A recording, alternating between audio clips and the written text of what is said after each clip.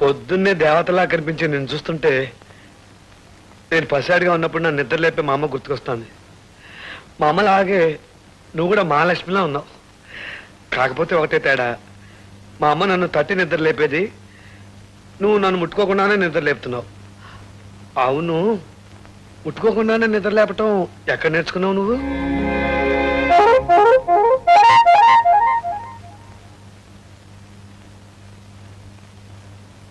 ఏమోయ్ కోడల పిల్ల, నిన్ను ఎన్నిసార్లు పిలవాలి, ఎంత గట్టిగా పిలవాలి? పిలిచి పిలిచి నా నోరు పడిపోయిందనుకో. ముసలాయన తెల్లారుదామని పొలానికి వెళ్ళాడు. ఆయనకి పనేడుతో టిఫిన్ ఏమన్నా పంపించావా? మీ అబ్బాయి గారికి ఇప్పుడే కాఫీ ఇచ్చేస్తున్నానండి. ఇదిగో ఇప్పుడే పంపిస్తాను. ఆ కుంటి వెధవ కాఫీ కాస్త ఆలస్యమైనా పర్వాలేదు. ఆడికేం పని ఆ పాట. ముందు మా అల్లుడు గారిని లేపి కాఫీ ఇదిగో అమ్మాయిని లేపావు, దానికి పొద్దున్నే లేపితే కోపం వస్తుంది. వెళ్ళా. అలాగేనండి. అర్రే అన్ని నా పోలికలేనేవి. రామారా, రోజు పని మనిషి చేత్తో కాఫీ అందుకుని కర్మ కర్మ అని తిట్టుకుంటూ తాగేవాళ్ళం. ఇప్పటికి నీ చేత్తో తాగే అదృష్టం పట్టింది. ఓహా, మా ఆవిడ చూసావా గౌడు గెదిరే ఎలా పడుకుని నిద్రపోతుందో? రోజులో ఎక్కువసేపు గురక పెట్టి నిద్రపోవటమే దాని జీవిత ధ్యేయం. ఇదిగో మా పెళ్ళైన మొదటి రోజున పాల గ్లాస్ పట్టుకుని నా గదిలోకి వచ్చింది. గ్లాస్ నా చేతికిచ్చి టపీమని కాలమే పడింది. నేను ఇంకా ఆశీర్వాదం కోసమేమో అనుకున్నాను. చూస్తే గురక పెట్టి నిద్రపోతాను. సరే పొద్దున్నే లేపి ఆ తెచ్చిన పాలు దాని చేతే తాగించాను. తాగింది, మళ్ళీ పడుకుంది. నీకో విషయం చెప్పనా? మీ ఆడవాళ్ళకి నెలలు నిండాక నొప్పులు వస్తాయి కదా, దీనికి అసలు నొప్పులే రాలేదు, నిద్దట్లోనే ప్రసవించింది. టోటల్గా నేను నీకు చెప్పదలుచుకుంది ఏంటంటే, ఇక్కడ మనం ఏం చేసుకున్నా కూడా దానికి తెలియదు.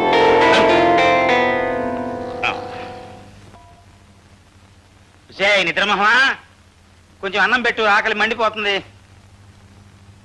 ధర్మపత్ని, ఏంటిది తలుపులేమో బార్లా తెరిచిపెట్టారు, అమ్మవారి గుడిలాగా. మనుషులు చూస్తే ఒక్కరు కనిపించారు, ఎక్కడ తెచ్చారు? ఈ కుంటాడైనా ఇంట్లో పడి ఉండొచ్చు కదా, ఈడు షికార్కి వెళ్ళినట్టున్నాడు పెద్ద. అబ్బో, మా నిద్రమోహం స్నానం కూడా చేస్తుంది. ఎంత పెళ్ళమైనా ఒక్కసారి చూద్దాం.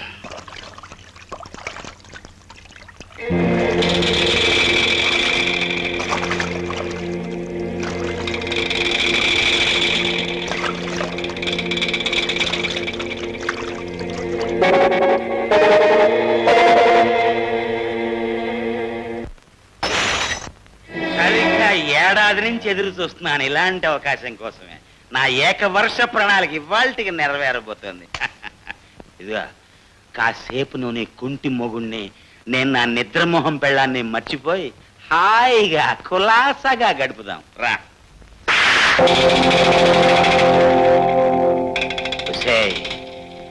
నీ బాబుకి ఎదురు కట్నం ఇప్పించి నీ కుంటాడితో పెళ్లి జరిపించింది ఎందుకు అనుకుంటున్నావే? నాకు అందుబాటులో ఉంటావని. చూడు, నేను ఈ ఇంటికి అల్లుణ్ణి, అంటే ఈ ఇంటికే మొగుణ్ణి. ఇక్కడ నా ఇష్ట ప్రకారం జరిగి తీరాల్సిందే.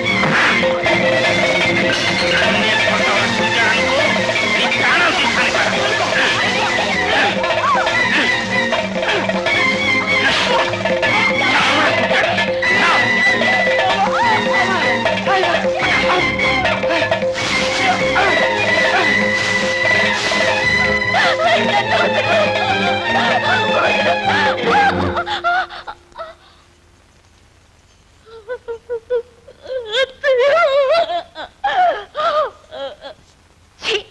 నువ్వొక మనిషివా? తోబుట్టు లాంటి ఆడపిల్ల మీద అక్రమం చేస్తావా? పాపానికైనా ఓ పరిధి ఉంటుంది, అన్యాయానికైనా ఓ హద్దు ఉంటుంది. అవి కూడా మర్చిపోయి పశువులాగా. దుర్గా, దుర్గా, అయ్యో, ఆయన వచ్చినట్టున్నారు. ఇప్పుడు నేనేం చేయాలి? ఆగు.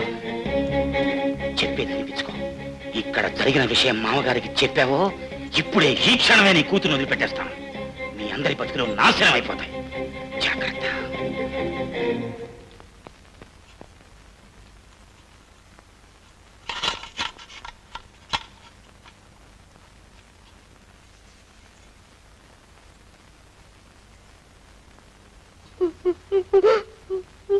ఎందుకు ఏడుస్తున్నావు అమ్మా? ఏం జరిగింది?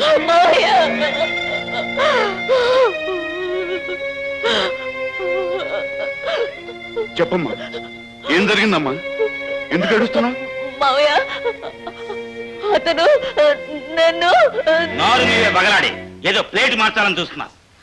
మామయ్య, ఏడుపు ముఖంతో చెప్పే డ్రామా డైలాగుని నమ్మకండి. భోంచేద్దామని లోపలికి వస్తే అది నా చెయ్యి పట్టుకుని తన మీదకి లాక్కుంది. అబద్ధం, అంత అబద్ధం మావయ్య.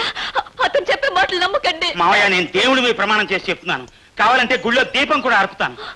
అవిటి వాడికి ఇచ్చి నన్ను కట్టబెట్టి నాకు ఏ సుఖం లేకుండా చేశారు. నువ్వైనా నన్ను సుఖపెట్టు అంటూ జలగలా పట్టుకుంది మావ నన్ను. అయ్యో, నువ్వు చేస్తుంది చాలా తప్పు పని. మా బావ నిన్ను దేవతలా చూసుకుంటున్నాడు. మా మామేమో నిన్ను కన్న కూతురులా చూసుకుంటున్నాడు. శుభ్రంగా తిని కూర్చోక ఇదేం పని అన్నాను. అప్పుడు తనేముందో తెలుసా? నా కడుపాకలు తీరుతోంది, బానే ఉంది, నా ఒంటాకలు తీరేది ఎలా కానీ సిగ్గు లజ్జ లేకుండా అడిగింది నన్ను. పోనీ నేను చెప్పే మాటల మీద నీకు నమ్మకం లేకపోతే మహాలక్ష్మి లాంటి అత్తయ్యని అడుగు మామ. మాట్లాడవేమే? ఏం జరిగిందో చెప్పు.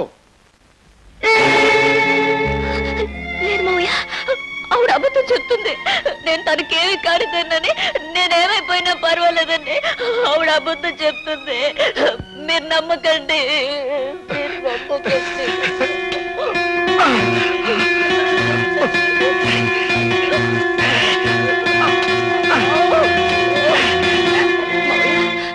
పేగు తెచ్చుకుని రక్తం పంచుకు పుట్టిన కూతురు కాపురం నిలబెట్టుకోవాలని అత్తయ్య అబద్ధం చెప్తుంది.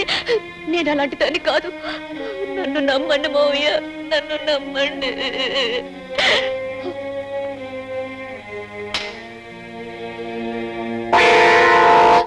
ఏమండి, ఏమండి, మీరంతా చూశారు కదా, చెప్పండి. మీరైనా జరిగిందేంటో చెప్పండి. నేను తప్పు చేశానని వీళ్ళంతా అంటున్నారండి. మీరే నా మీద మచ్చపడకుండా కాపాడాలి. చెప్పండి, మాట్లాడండి. నాన్న చంద్రయ్య, ఇక్కడ జరిగిందంతా నువ్వు చూశావని ఆ అమ్మాయి చెప్తాను. అసలు విషయం ఏంటో నువ్వు చెప్పున్నాను. అంటే నీ బావు చెప్పింది నిజమేనన్నమాట. నిజంగానే ఈ దౌర్భాగ్యురాలు ముందు దాన్ని ఇంట్లోంచి బయట పంపించాను.